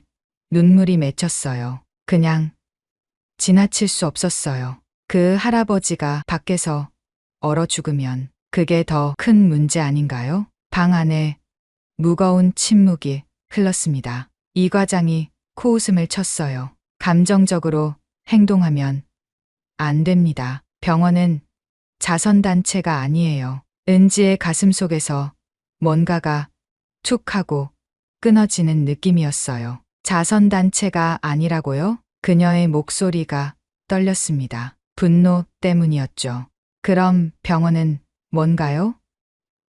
돈 있는 사람만 치료받는 곳인가요? 서은지 씨, 인사과장이 엄하게 말했어요. 지금 그런 말씀을 하실 때가 아닙니다. 은지는 고개를 숙였어요. 더 이상 말해봤자 소용없다는 걸 알았습니다. 인사과장이 서류를 꺼내 은지 앞에 놓았어요. 징계위원회를 열기로 했습니다. 일단 오늘부터 정직 처분입니다. 은지의 손이 떨렸어요. 정직이라니 언제까지인가요? 최소 한 달입니다. 징계위원회 결과에 따라 달라질 수 있어요. 은지는 눈을 감았습니다. 한 달, 그동안 월급도 없겠죠.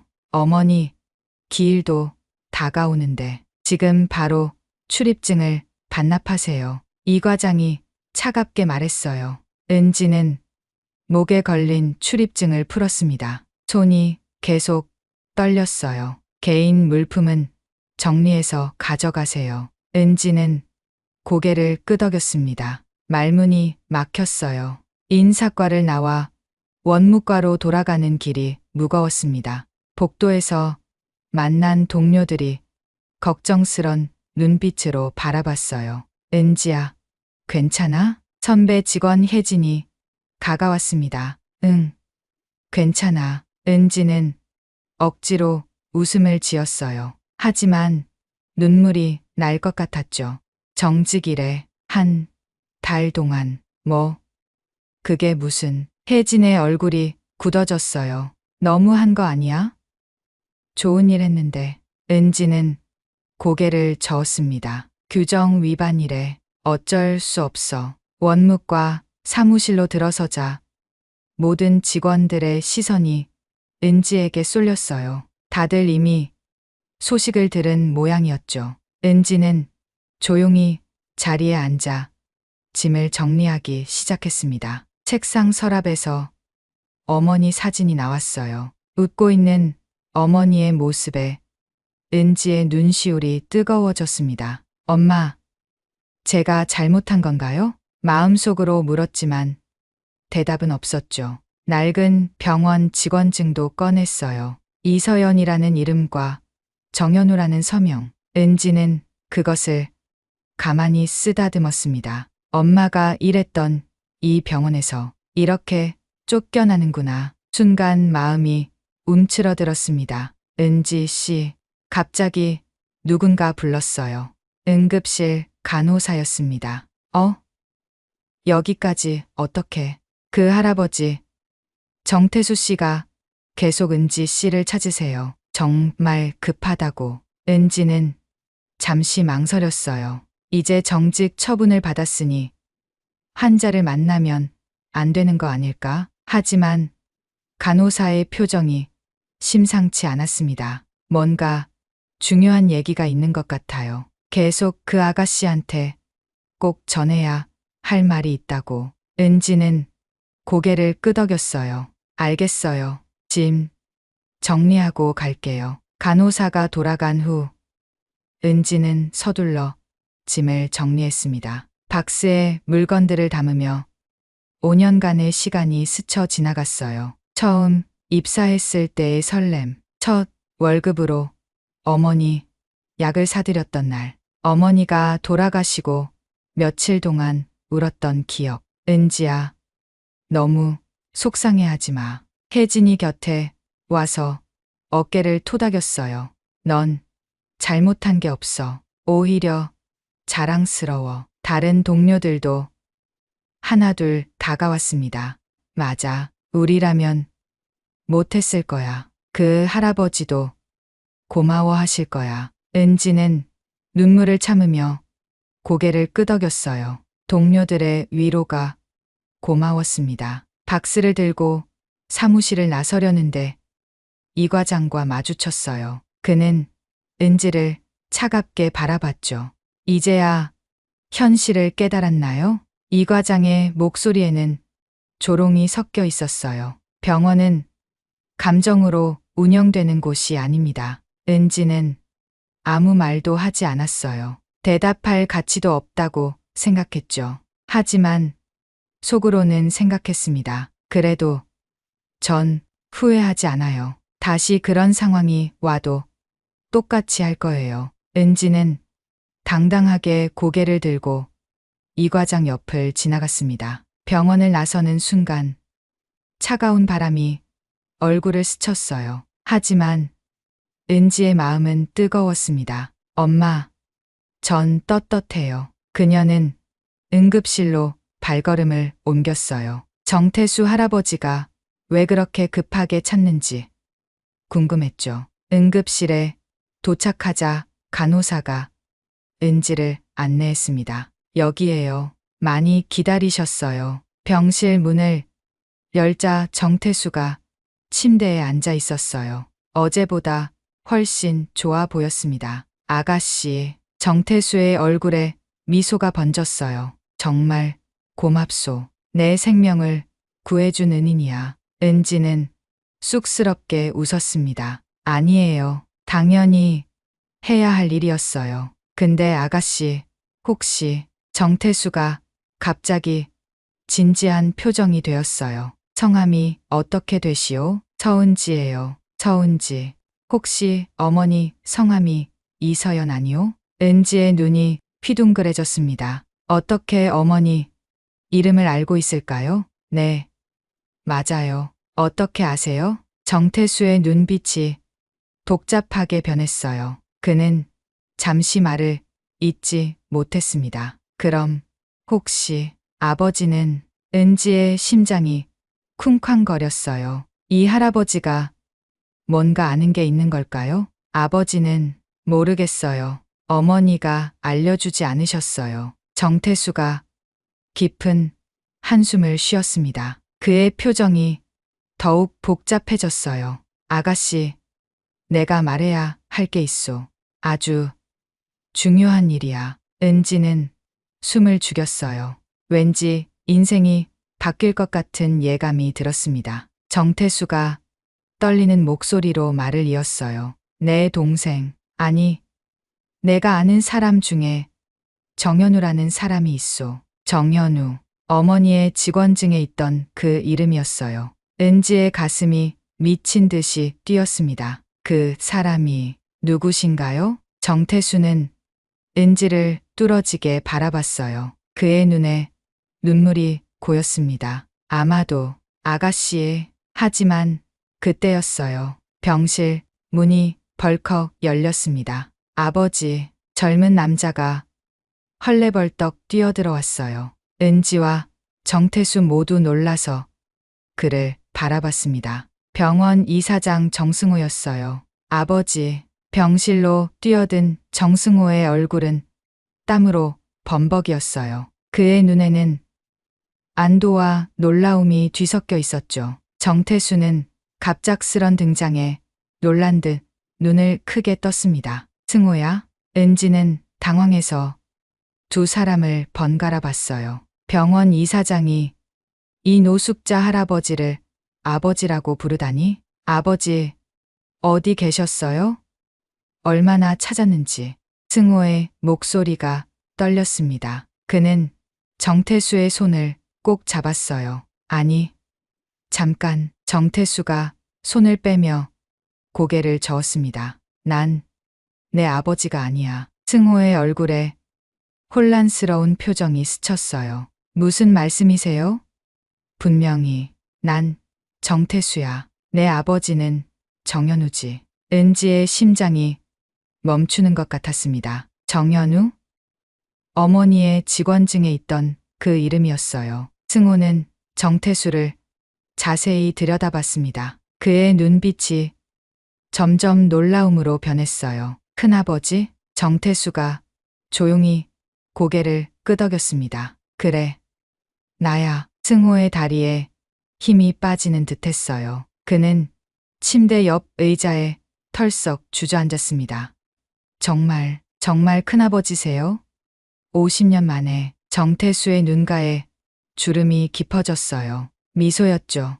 하지만 그 미소엔 쓸쓸함이 묻어났습니다. 많이 컸구나, 승호야. 은지는 조용히 뒤로 물러났어요. 가족 상봉에 방해가 되고 싶지 않았죠. 하지만 승호가 그녀를 발견했습니다. 저기, 혹시 누구신지. 아, 이분은 정태수가 은지를 가리켰어요. 나를 구해준 은인이야. 서은지라는 아가씨지. 승호의 표정이 급변했습니다. 놀라움에서 감사함으로, 그리고 죄책감으로. 서은지 씨라고요? 승호가 벌떡 일어났어요. 그는 은지에게 깊이 고개를 숙였습니다. 정말 감사합니다. 큰아버지를 도와주셔서. 은지는 당황했어요. 아니에요. 당연한 일을 했을 뿐인데. 승호는 갑자기 무언가 생각난 듯 미간을 찌푸렸습니다. 잠깐, 서은지 씨라면 어제 개인 비용으로 치료비를. 맞아요. 정태수가 끼어들었습니다. 이 아가씨가 자기 돈으로 내 치료비를 냈어. 그런데 정태수의 얼굴이 어두워졌어요. 아까 들으니 그 일로 징계를 받았다더군. 승호의 얼굴이 창백해졌습니다. 뭐라고요? 징계를? 은지는 고개를 숙였습니다. 정직 처분받았어요. 규정 위반이라고. 승호의 주먹이 떨렸어요. 분노가 얼굴에 그대로 드러났죠. 말도 안 돼. 생명을 구한 사람을 징계한다니. 그는 즉시 핸드폰을 꺼냈습니다. 김 비서? 나야. 지금 당장 인사과장 좀 불러. 그리고 어제 응급실 CCTV 영상 다 준비해. 은지가 손을 들어 말렸어요. 이사장님, 괜찮아요. 이미 결정된 일이고. 괜찮지 않아요. 승호의 목소리가 울렸습니다. 제 큰아버지를 구해주신 분을 이런 식으로 대할 순 없어요. 정태수가 조용히 말했습니다. 승호야, 이 아가씨 말대로. 아니에요, 큰아버지. 승호가 단호하게 고개를 저었어요. 이건 옳지 않아요. 병원이 이래선 안 됩니다. 그는 다시 은지를 바라봤습니다. 죄송합니다. 우리 병원에서 이런 일이. 은지는 작게 미소 지었어요. 승호의 진심이 느껴졌거든요. 그때 정태수가 갑자기 은지의 손을 잡았습니다. 아가씨, 아까 못다한 얘기가 있어. 은지의 가슴이 다시 두근거렸어요. 아까 정현우라는 이름을 말하려던 순간, 큰아버지, 잠시만요. 승호가 끼어들었습니다. 제가 먼저 처리할 일이 있어요. CCTV부터 확인하고. 그는 서둘러 밖으로 나갔어요. 병실엔 은지와 정태수만 남았습니다. 침묵이 흘렀어요. 정태수는 은지를 똑바로 바라봤죠. 이서연, 정말 아름다운 사람이었지. 은지의 숨이 멎었습니다. 엄마를 아세요? 정태수가 고개를 끄덕였어요. 그의 눈에 그리움이 어렸습니다. 알고 말고. 내 동생이 사랑했던 여자니까. 은지의 다리에 힘이 빠졌어요. 의자에 주저앉으며 물었습니다. 그럼 정현우 씨가 내 쌍둥이 동생이야. 그리고 아마도. 정태수가 말을 멈췄어요. 은지를 바라보는 그의 눈에 눈물이 고였죠. 내 아버지일 거야. 은지의 마음속에서 무언가가 무너져 내렸습니다. 29년 동안 궁금했던 아버지의 정체가 이렇게 밝혀지다니. 왜 엄마는 말씀 안 하셨을까요? 목소리가 떨렸어요. 눈물이 쏟아질 것 같았죠. 정태수가 깊은 한숨을 쉬었습니다. 복잡한 사정이 있었어. 현우 집안에서 반대가 심했거든. 집안 반대요? 그래. 현우는 재벌가 사위가 될 예정이었어. 하지만 서연이를 만나고 정태수의 목소리가 작아졌어요. 둘은 진심으로 사랑했지. 하지만 끝내 이루어질 수 없었어. 은지의 가슴이 아팠습니다. 어머니가 혼자 얼마나 힘드셨을까. 엄마는 혼자서 저를, 그래, 대단한 여자였어. 내 어머니는. 정태수가 은지의 손을 꼭 잡았어요. 현우는 몰랐을 거야. 서연이가 임신한 걸. 은지는 눈물을 닦았습니다. 평생 궁금했던 것들이 하나씩 풀리고 있었어요. 큰아버지는 왜 노숙자가 되신 거예요? 정태수의 얼굴에 쓸쓸한 미소가 번졌습니다. 나는 현우가 공부할 수 있도록 포기했어. 형제는 똑같이 공부 잘했지만 한 명만 대학에 갈 형편이었거든. 은지의 마음이 움츠러들었어요. 형제의 희생이 느껴졌죠. 그리고 집을 나왔어. 현우가 부담 갖지 않도록. 50년 동안요? 그래. 멀리서 지켜봤지. 현우가 성공하는 걸, 결혼하는 걸, 승호가 태어나는 걸. 정태수의 목소리에 외로움이 묻어났어요. 하지만 나타날 순 없었어. 내가 나타나면 현우가 괴로워할 테니까. 은지는 정태수의 손을 꼭 잡았습니다. 그의 희생이 너무 크게 느껴졌어요. 그때 병실 문이 열렸습니다. 승호가 돌아왔어요. 뒤에는 몇 명의 직원이 더 있었죠. 큰아버지, CCTV 다 확인했어요. 승호의 표정은 결연했습니다. 그리고 서은지 씨의 징계 취소 명령도 내렸습니다. 은지가 놀라서 일어났어요. 그게 무슨 당연한 거예요. 생명을 구한 직원을 징계한다는 게 말이 됩니까? 승호는 뒤돌아서 직원들에게 지시했습니다. 인사과장과 이과장 둘 다 경고 조치하세요. 그리고 서은지 씨는 즉시 복직시키고. 잠깐만요. 은지가 손을 들었어요. 저는 좀 생각할 시간이 필요해요. 승호가 의아한 표정을 지었습니다. 생각할 시간이요? 은지는 정태수를 바라봤어요. 그리고 다시 승호를 봤죠. 지금 너무 많은 일이 한꺼번에 일어나서 그녀의 목소리가 떨렸습니다. 제 아버지가 누군지도 방금 알았고. 승호의 눈이 휘둥그레졌어요. 그는 정태수와 은지를 번갈아 봤습니다. 큰아버지, 설마. 정태수가 조용히 고개를 끄덕였습니다. 그래, 은지는 아마도 현우의 딸일 거야. 승호의 입이 벌어졌어요. 충격이 얼굴에 그대로 드러났죠. 병실에 무거운 침묵이 내려앉았습니다. 세 사람은 서로를 바라보며 말을 잊었어요. 운명의 실타래가 이렇게 얽혀 있었다니. 노숙자를 도운 것이 이런 결과를 가져올 줄 누가 알았을까요? 승호는 떨리는 손으로 핸드폰을 꺼냈습니다. 번호를 누르는 손가락이 계속 흔들렸어요. 아버지? 저예요, 승호. 목소리가 갈라졌습니다. 지금 당장 병원으로 오셔야 해요. 큰아버지를 찾았어요.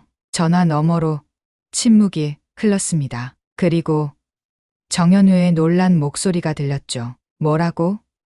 태수 형을? 예.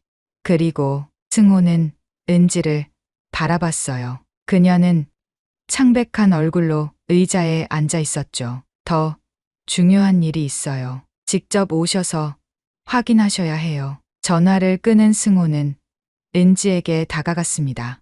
저 정말 죄송한데요. 혹시 어머니 사진이 있으신가요? 은지는 잠시 망설이다가 지갑을 열었어요. 낡은 사진 한 장이 나왔죠. 젊은 시절 어머니의 모습이었습니다. 승호가 사진을 받아들었어요. 그의 눈이 점점 커졌습니다. 이분이 정태수가 끼어들었어요.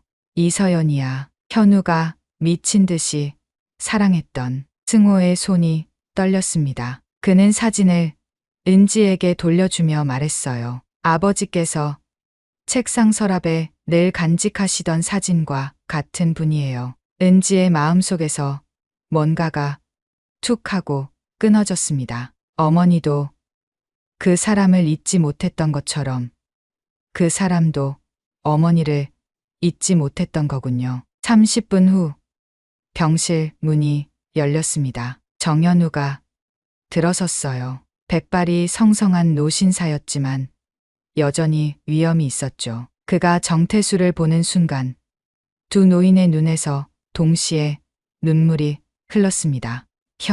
현우야. 50년 만에 재회였어요. 쌍둥이 형제는 서로를 부둥켜 안았습니다. 미안해. 형, 아니야. 내 잘못이 아니야. 정태수가 동생의 등을 토닥였어요. 난 내 선택에 후회 없어. 내가 잘 사는 걸 보는 게 내 행복이었으니까. 은지는 코끝이 시큰해졌습니다. 형제의 정이 이렇게 깊을 수가. 정현우가 눈물을 닦고 주위를 둘러봤어요. 그의 시선이 은지에게 멈췄습니다. 순간 그의 얼굴이 굳어졌어요. 이 아가씨는. 정태수가 은지의 어깨에 손을 얹었습니다. 서은지야. 이서연의 딸이지. 정현우의 다리에 힘이 빠졌어요. 승호가 급히 아버지를 부축했습니다. 서연이의 딸. 정현우의 목소리가 떨렸어요. 그는 비틀거리며 은지에게 다가갔습니다. 정말 서연이 딸이 맞소? 은지는 고개를 끄덕였어요. 목이 메어 말이 나오지 않았죠. 정현우는 떨리는 손으로 은지의 얼굴을 만졌습니다. 닮았어. 서연이를 정말 많이 닮았어. 그의 눈에서 눈물이 주르륵 흘렀어요. 서연이는 어떻게 지냈소? 작년에 돌아가셨어요. 은지의 대답에 정현우가 휘청거렸습니다. 죽었다고? 그는 그 자리에 주저앉았어요. 승호가 놀라서 아버지를 부축했죠. 아버지. 정현우는 머리를 감싸 쥐고 흐느꼈습니다. 미안하다. 서연아. 미안하다. 은지의 가슴이 아팠어요. 어머니를 향한 그의 사랑이 느껴졌거든요. 한참을 울던 정현우가 고개를 들었습니다. 내가 너무 비겁했어. 그는 떨리는 목소리로 말을 이어갔어요. 집안의 압력에 못 이겨서 서연이를 포기했어. 정태수가 동생의 어깨를 잡았습니다. 이제라도 만났잖아. 늦지 않았어. 정현우는 은지를 바라봤어요. 그의 눈빛은 간절했습니다. 얘가 정말 내 딸이란 말이냐? 은지는 눈물을 참으며 고개를 끄덕였어요. 엄마는 아버지에 대해 말씀 안 하셨어요. 그저 좋은 사람이었다고만. 정현우의 얼굴이 일그러졌습니다. 대학 시절 너희 어머니를 만났어. 도서관에서였지. 그는 과거를 회상하며 말했어요. 책을 찾다가 부딪혔는데 그때 서연이의 미소를 보고 한눈에 반했어. 은지는 아버지의 이야기에 귀를 기울였습니다. 어머니의 젊은 시절이 그려졌어요. 우리는 미친 듯이 사랑했지. 하지만 정현우의 목소리가 떨렸어요. 내 집안에서 반대가 심했어. 재벌가 사위가 되기로 약속된 몸이었거든. 순간 은지의 마음이 움츠러들었습니다. 어머니가 얼마나 힘드셨을까. 결국 헤어질 수밖에 없었어. 서연이는 울면서도 이해한다고 했지. 정현우가 은지의 손을 잡았어요. 하지만 임신한 걸 알았다면 절대 떠나지 않았을 거야. 은지의 눈에서 눈물이 흘렀습니다. 엄마는 행복하셨어요. 저를 키우면서. 거짓말이었어요.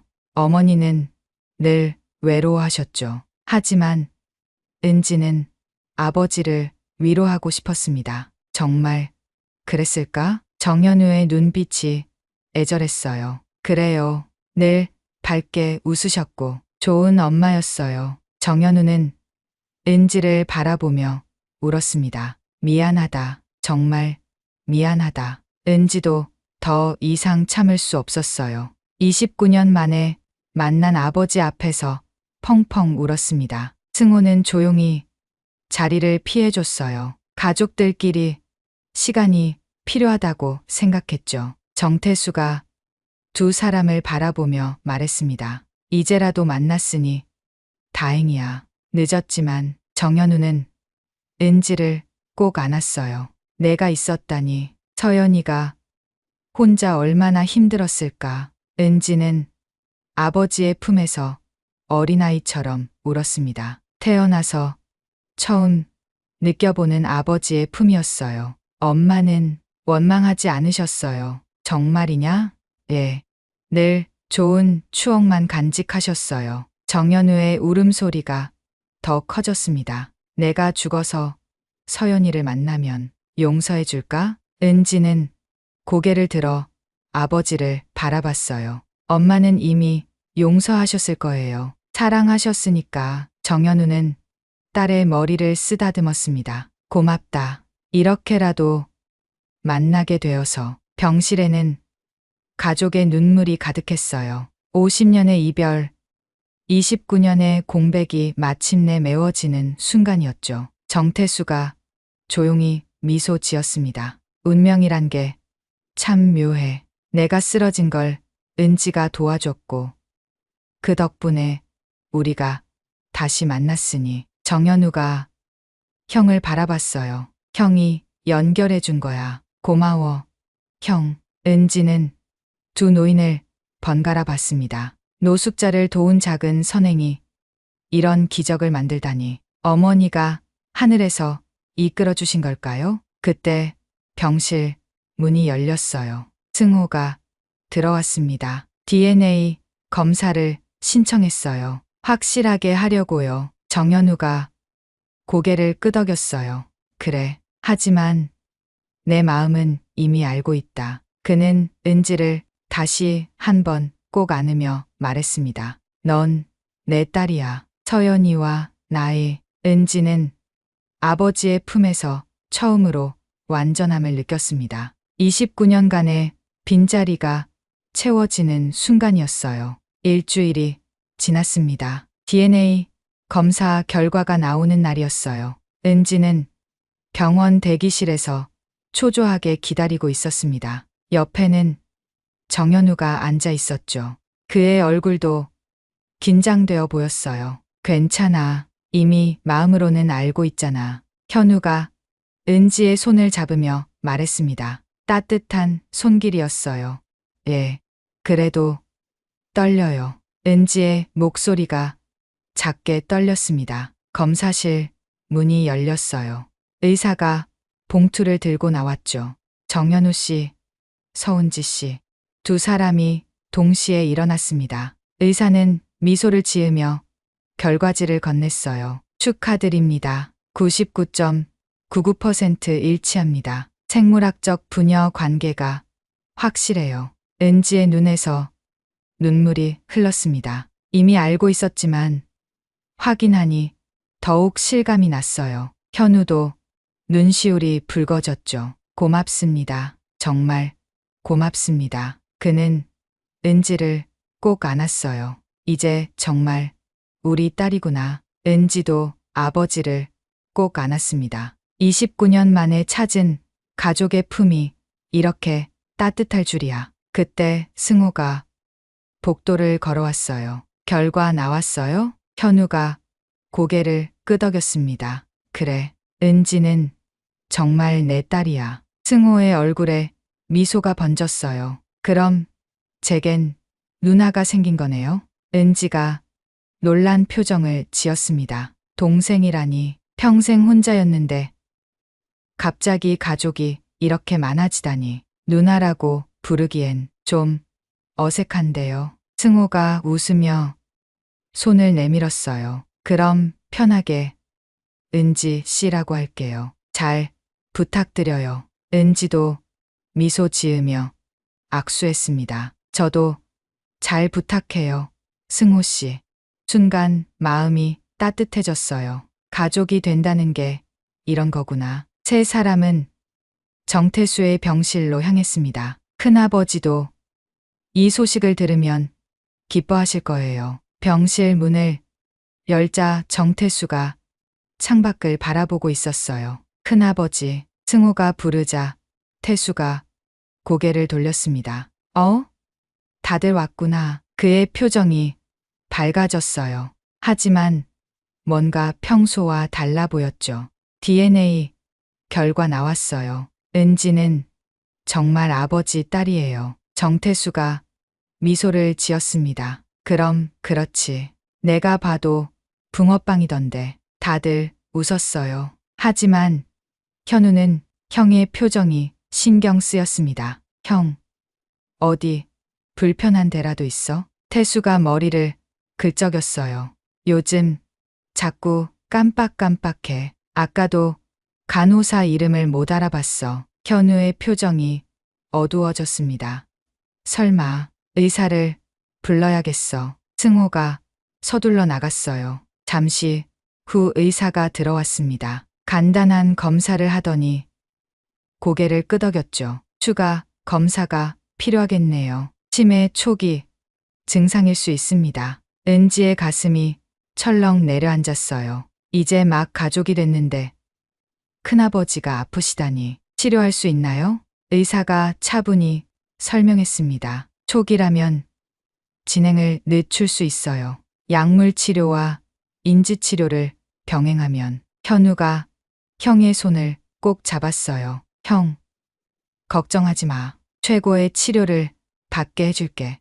태수가 쓸쓸하게 웃었습니다. 이 나이에 무슨, 그냥 자연스럽게. 무슨 소리야. 현우의 목소리가 높아졌어요. 이제 겨우 만났는데 앞으로 함께할 날이 많은데. 은지도 태수의 다른 손을 잡았습니다. 큰아버지, 꼭 치료받으셔야 해요. 저희가 도울게요. 태수의 눈가가 촉촉해졌어요. 고맙다. 다들 고마워. 의사가 나간 후 가족들은 조용히 앉아 있었습니다. 승호가 먼저 입을 열었어요. 큰아버지는 우리 집으로 모시죠. 혼자 계시면 안 돼요. 현우가 고개를 끄덕였습니다. 그래, 이제 떨어져 살 이유가 없어. 하지만 태수는 고개를 저었어요. 괜찮아. 나 혼자 익숙해. 큰아버지,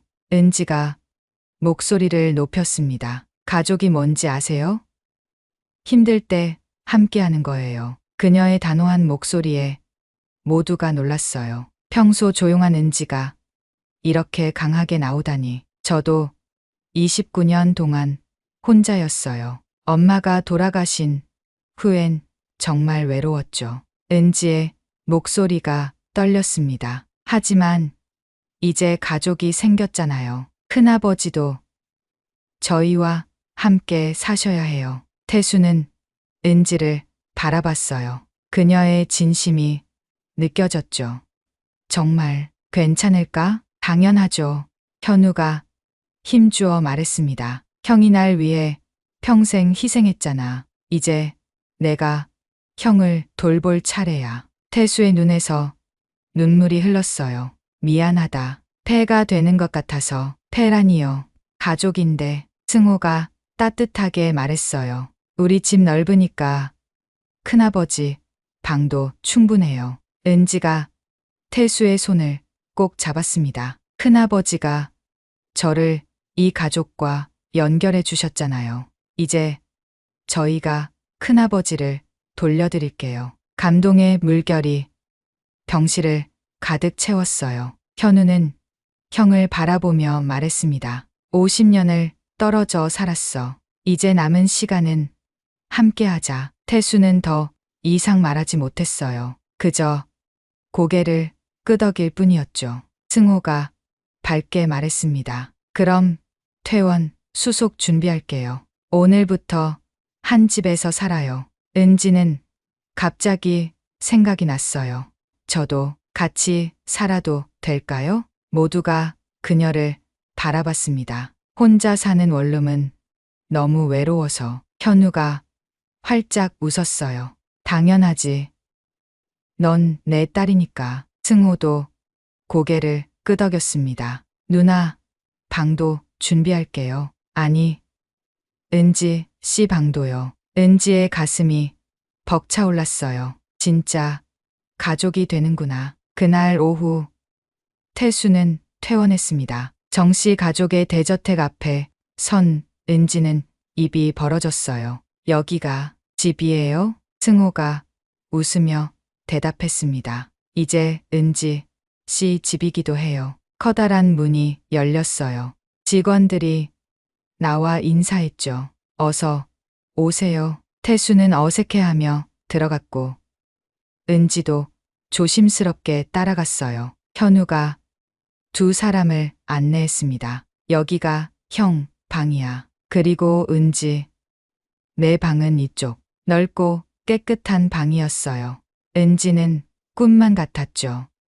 정말 제가 여기서 살아도 되나요? 현우가 딸의 머리를 쓰다듬었습니다. 당연하지. 넌 이제 우리 가족이니까. 그날 저녁 온 가족이 모여 식사했어요. 태수는 오랜만에 가족과 함께하는 저녁이 어색했지만 행복했습니다. 은지도 마찬가지였어요. 평생 혼자 먹던 밥상에 이렇게 많은 사람이 함께하다니. 건배하자. 현우가 잔을 들었어요.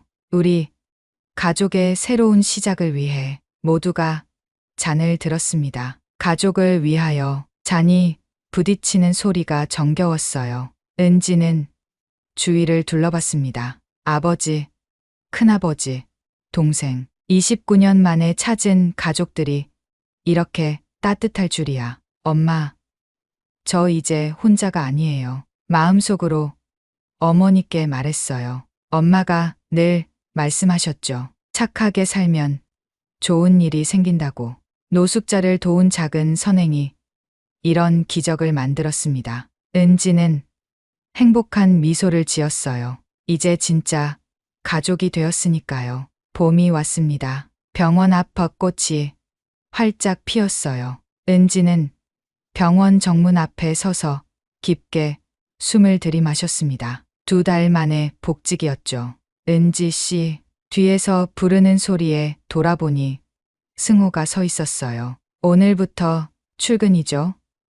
아버지가 특별 프로젝트를 준비하셨어요. 은지는 긴장된 표정으로 고개를 끄덕였습니다. 어떤 프로젝트인가요? 취약계층 의료지원 센터요. 은지 씨가 맡아주셨으면 해요. 은지의 눈이 반짝였어요. 그녀가 늘 꿈꿔온 일이었거든요. 병원 회의실에는 이미 여러 사람이 모여 있었습니다. 현우가 따뜻한 미소로 딸을 맞이했어요. 우리 은지 왔구나. 은지는 아직도 우리 은지라는 말이 어색했지만 좋았어요. 이제는 정말 가족이니까요. 이 프로젝트는 은지가 보여준 정신을 확대한 거야. 현우가 설명을 시작했습니다. 보험이 없거나 돈이 없는 환자들도 치료받을 수 있는 시스템을 만들 거야. 은지의 가슴이 뜨거워졌어요. 이게 바로 병원이 해야 할 일이죠. 제가 맡겠습니다. 그녀의 목소리에는 확신이 담겨 있었어요. 회의가 끝난 후 은지는 원무과로 갔습니다. 동료들이 환영해줬어요.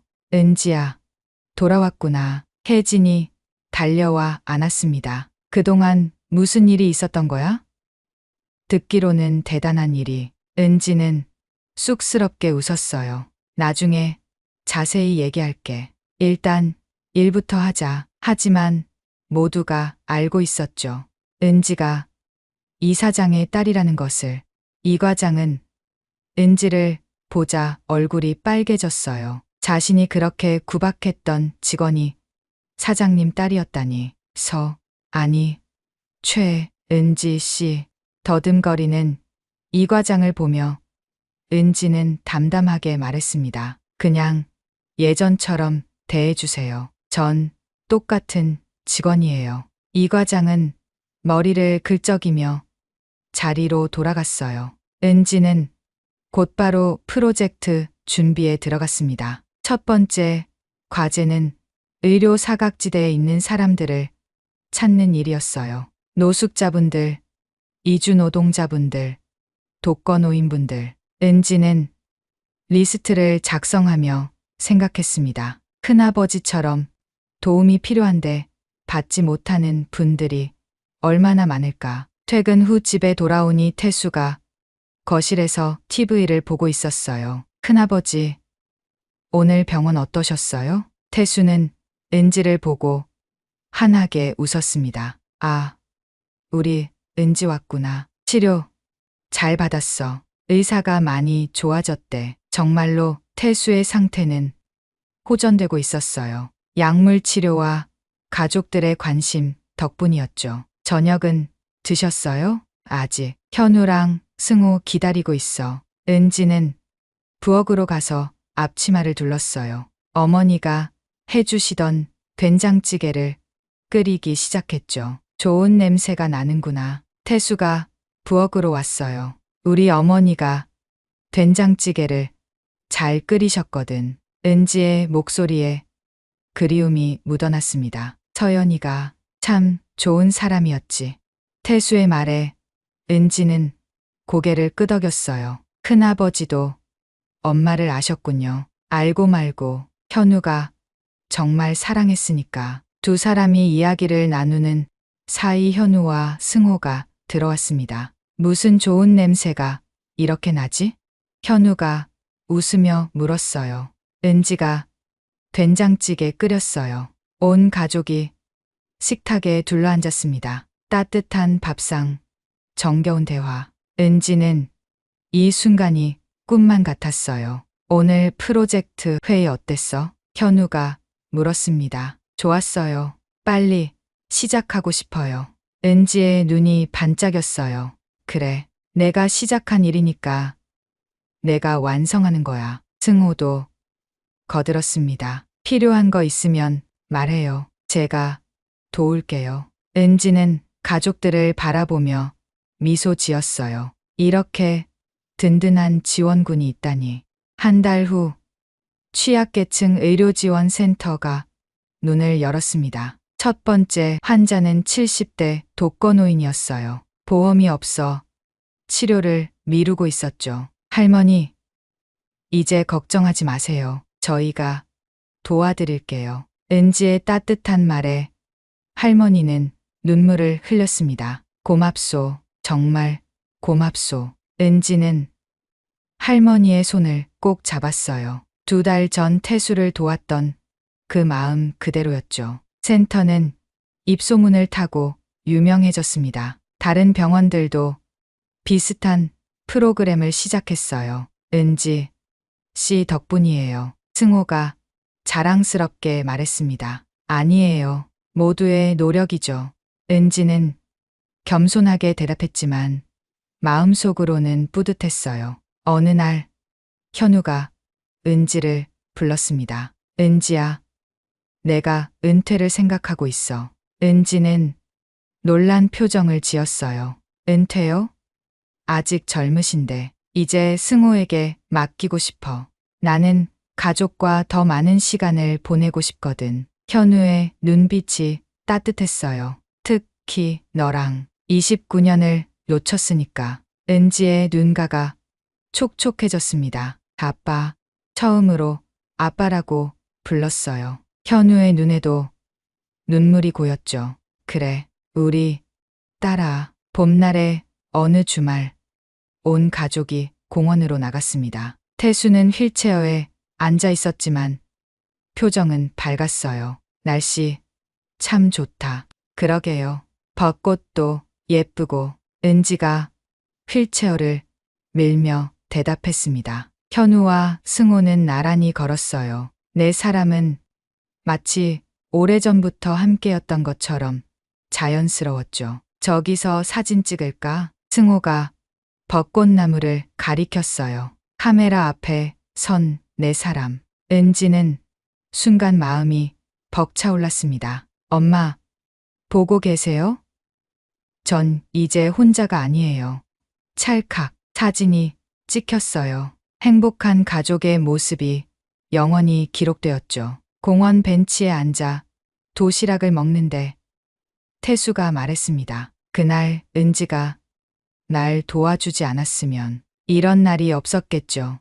현우가 동생의 말을 받았어요. 은지는 고개를 저었습니다. 운명이었던 것 같아요. 우리가 만날. 승호도 고개를 끄덕였어요. 맞아요. 기적 같은 일이죠. 네 사람은 따뜻한 봄볕 아래서 웃었습니다. 저녁이 되어 집으로 돌아오는 길.